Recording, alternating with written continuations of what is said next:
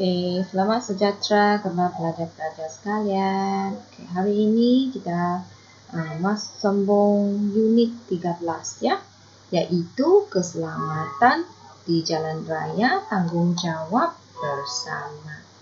Oke, jadi minggu lepas cikgu telah terangkan dengan pelajar sekalian iaitu perbezaan antara peraturan dengan undang-undang di jalan raya. Okey. Dan cikgu telah terangkan contoh-contoh peraturan di jalan raya dan juga undang-undang jalan raya. Okey, seterusnya. Hari ini mari kita belajar tentang kepentingan mematuhi peraturan dan undang-undang jalan raya. Kita selalu belajar tentang peraturan undang-undang jalan raya. Kita selalu belajar tentang kes kemalangan jalan raya yang semakin meningkat kan. Jadi kenapakah penting kita mematuhi peraturan dan undang-undang jalan raya tersebut? Mari kita lihat ya, ada 6 kebaikan, ada 6 kepentingannya di sini. Cikgu besarkan dulu peta minda ini, mari kita lihat bersama-sama ya. Okey, yang pertama ialah mengurangkan kesesakan jalan raya. Okey, contohnya jika kita tidak menggunakan telefon bimbit semasa di jalan raya, jadi akan mengurangkan kesesakan jalan raya. Contohnya kita tidak memotong di jalan yang tidak sepatutnya kan, tidak akan menyebabkan kesesakan jalan raya. Contohnya, kenapa penggunaan telefon bimbit itu akan menyebabkan kesesakan jalan raya? Kerana jika kita selalu fokus dengan telefon bimbit membalas mesej, jadi kita secara otomatik akan mengurangkan minyak. Jadi kenderaan akan menjadi lambat dan menyebabkan kesesakan jalan raya. Dan satu lagi, jika semua penggunaan jalan raya ataupun jika semua pemandu kenderaan mematuhi lampu isyarat, jadi lalu lintas di jalan raya itu akan menjadi lancar dan tidak akan berlakunya kesesakan lalu lintas. Seterusnya kita lihat ya, image negara meningkat. Kita lihat isi-isi ini mengikut arah jamnya. Yang kedua ialah image negara meningkat. Kenapa image negara meningkat? Jika setiap pengguna ini berhemat, pengguna jalan raya ataupun pemandu kenderaan ini berhemat, jadi kes kemalangan akan menurun. Jadi nama kita akan naik sebagai negara yang paling sedikit kes kemalangan jalan raya. Okey. Seterusnya, mengurangkan beban kerajaan membaiki kerosakan akibat kemalangan jalan raya. Kita tahu bahawa jika berlaku kemalangan jalan raya, kemungkinan tanda isyarat di tepi jalan ataupun tiang lampu isyarat itu ataupun tiang lampu di tepi jalan mungkin akan dilanggar sehingga bengkok ataupun patah dan menyebabkan perbelanjaan yang besar untuk memperbaiki kemudahan tersebut, bukan? Okey, seterusnya ialah kita lihat menjadikan jalan raya selamat untuk digunakan. Jika setiap pemandu ataupun pengguna jalan raya ini mematuhi peraturan ataupun undang-undang yang telah ditetapkan, jadi jalan raya adalah selamat digunakan oleh setiap orang dan tidak ada pengguna yang akan melanggar undang-undang jalan raya dan tidak ada orang yang akan membahayakan keselamatan diri kita sendiri. Jadi kita berasa selamat untuk menggunakan jalan raya. Seterusnya ialah mengelakkan kehilangan nyawa dan harta benda. Ya, betul. Harta benda dan nyawa ini adalah sangat berharga. Jika kita menyayangi diri kita sendiri, kita akan memandu dengan berhemat. Dan janganlah kita memotong jalan ataupun memotong kenderaan lain demi keseronokan ataupun demi mengejar masa yang begitu sedikit, dan sehingga mengorbankan nyawa kita sendiri. Seterusnya ialah mengelakkan kemalangan. Mari kita lihat, jika setiap pengguna kenderaan ataupun setiap pengguna jalan raya ini mengikuti peraturan, jadi dapat mengelakkan kemalangan. Tidak ada kemalangan yang akan berlaku. Jadi itu ialah kepentingan mematuhi peraturan dan undang-undang jalan. Pelajar sekalian diminta untuk menyalin peta minda ini dalam buku latihan kamu sebagai nota untuk mengkaji untuk hari kelak, ya. Oke, seterusnya mari kita lihat, untuk memastikan jalan raya selamat digunakannya, semua pihak berperanan untuk meningkatkan kesedaran keselamatan jalan raya. Peranan kita sendiri, peranan Anda sebagai pengguna jalan raya. Oke, mari kita lihat. Peranan kita ialah melihat kiri kanan semasa melintas jalan raya. Itu kiri, kanan, kiri. 3 kali kita melihat. Oke, seterusnya ialah menggunakan jejantas apabila melintas jalan raya.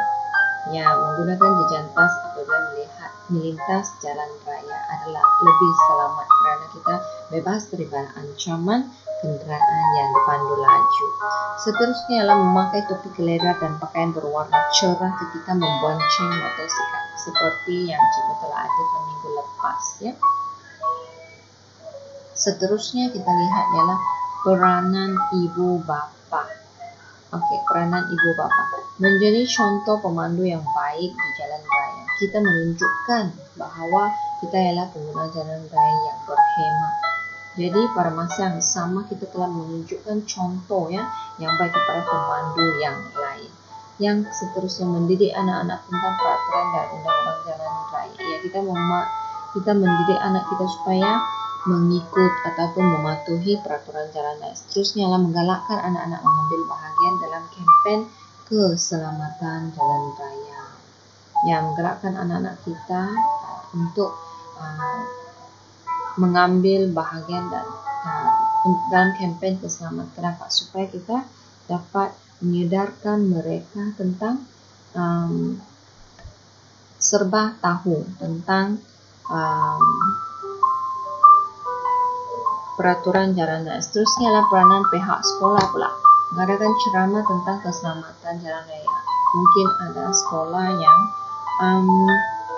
mengundangnya para penceramah daripada Jabatan Keselamatan Jalan Raya untuk memberikan kesedaran kepada pelajar-pelajar sekalian tentang pentingnya mematuhi peraturan jalan raya. Seterusnya adalah mengajarkan peraturan keselamatan jalan raya kepada murid. Contohnya ada klub JPJ, kan, keselamatan jalan raya.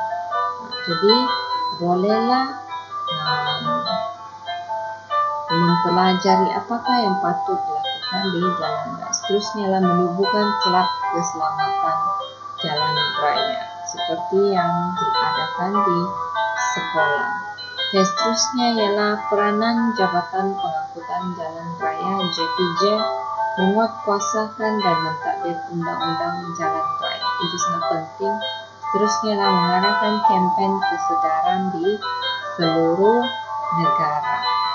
Kita bayangkan kenapa ada wujudnya polis, kenapa ada wujudnya polis trafik, yaitu kerana manusia yang tidak mematuhi undang-undang, ataupun dengan kata lain, wujudnya manusia yang mementingkan diri sendiri. Barulah adanya perlu polis mengawal tindak tanduk kita sebagai manusia. Seterusnya adalah mengadakan kempen kesedaran di seluruh negara, yaitu kempen sayangilah diri Anda, ingatlah orang yang tersayang, biar lambat asalkan selamat. Semua ini adalah untuk memberikan kesedaran kepada orang ramai tentang pentingnya mematuhi peraturan dan undang-undang jalan raya. Seterusnya adalah bekerja sama dengan pihak sekolah untuk memberikan pendidikan tentang keselamatan jalan raya dan kurikulum di sekolah. Ya, dengan adanya kerjasama daripada polis trafik ini, Bolehlah menyedarkan pelajar tentang pentingnya mematuhi peraturan jalan raya. Kita janganlah menyesal ya apabila telah berlakunya kemalangan jalan. Seterusnya lah peranan polis trafik. Okay? Meningkatkan rondaan di semua jalan raya. Ya, ronda. Untuk mengawal lah, untuk mengelakkan daripada mereka ini melakukan kesalahan.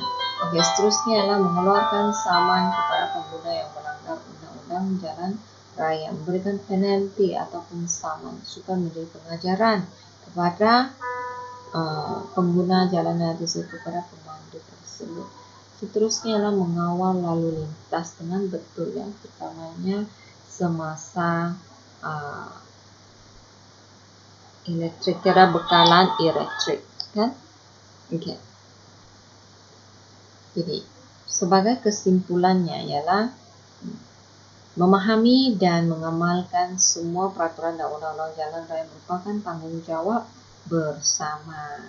Seperti yang Cikgu katakan tadi, cuba kita bayangkan jika setiap manusia ini mematuhi peraturan, jadi tidak perlu adanya undang-undang ataupun tidak perlu adanya polis trafik ini wujud untuk mengawal tindak tanduk manusia. Sepatutnya kita tidak perlu dikawal, sepatutnya kita boleh melakukan sesuatu berdasarkan hati kita yang baik, betul tak? Okey, ini kamu kena salin dalam buku, iaitu bagaimana meningkatkan kesedaran keselamatan jalan raya. Semua ini kamu kena salin dalam buku ya, peranan kita sendiri, peranan ibu bapa, peranan pihak sekolah dan juga peranan JPJ serta peranan polis trafik. Okey, seterusnya kita lihat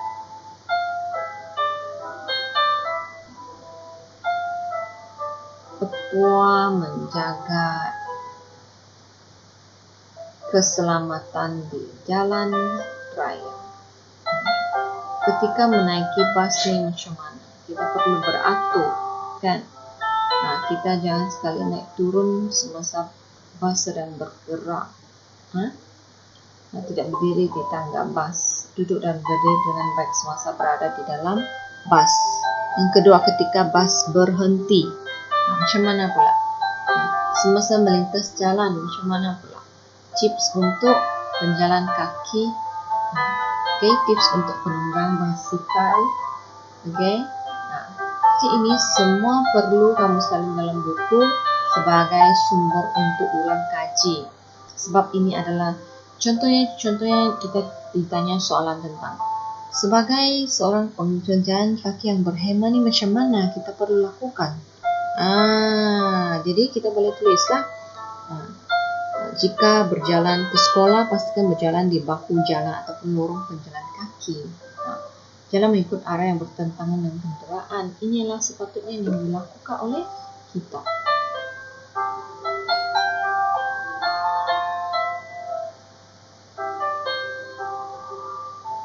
Okey, seterusnya